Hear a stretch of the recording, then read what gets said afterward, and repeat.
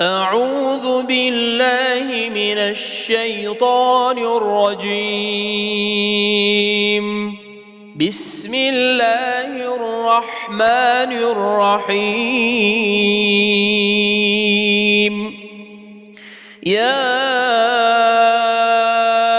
أيها الذين آمنوا اتقوا الله حق تقاته ولا تموتن إلا وأنتم مسلمون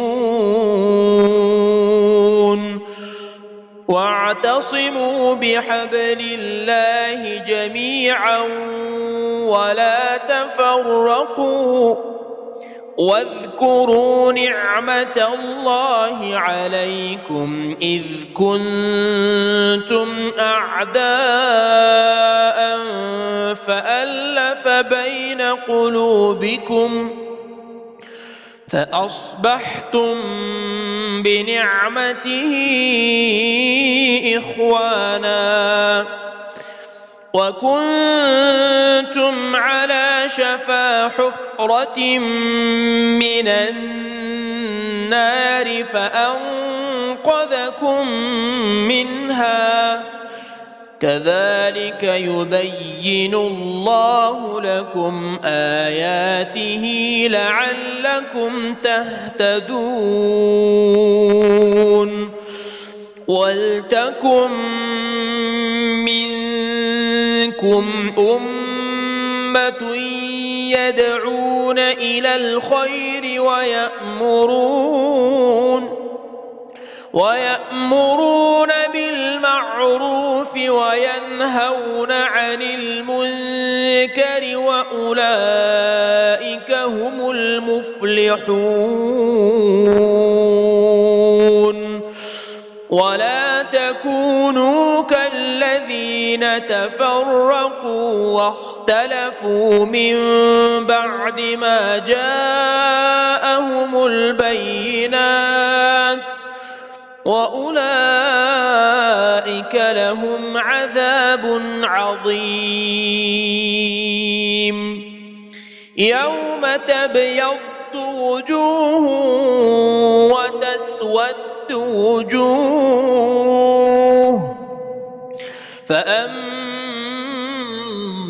الذين اسودت وجوههم أكفرتم بعد إيمانكم فذوقوا العذاب بما كنتم تكفرون وأما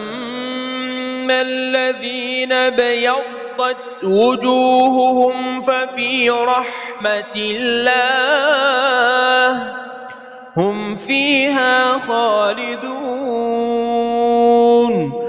تلك آيات الله نتلوها عليك بالحق وما الله يريد ظلما للعالمين ولله ما في السماوات وما في الأرض وإلى الله ترجع الأمور كنتم خير أمة أخرجت للناس تأمرون بالمعروف وتنهون عن المنكر وتؤمنون بالله ولو آمن أهل الكتاب لكان خيرا لهم منهم المؤمنون وأكثرهم الفاسقون لن يضروكم إلا أذى وإن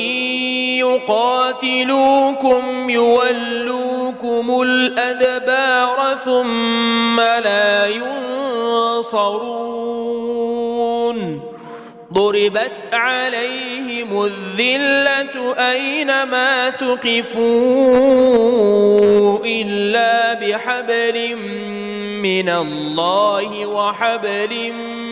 من الناس وباءوا بغضب من الله وضربت عليهم المسكنة ذلك بأنهم كانوا يكفرون بآيات الله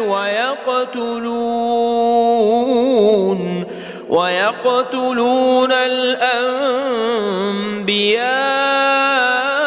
بغير حق ذلك بما عصوا وكانوا يعتدون ليسوا سواء من أهل الكتاب أمة قائمة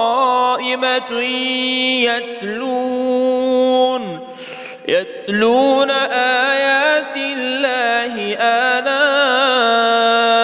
الليل وهم يسجدون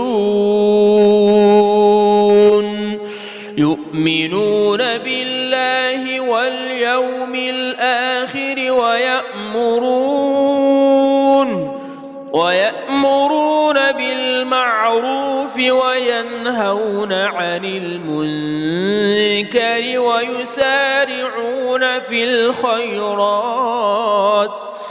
وأولئك من الصالحين وما يفعلوا من خير فلن يكفروه والله عليم بالمتقين.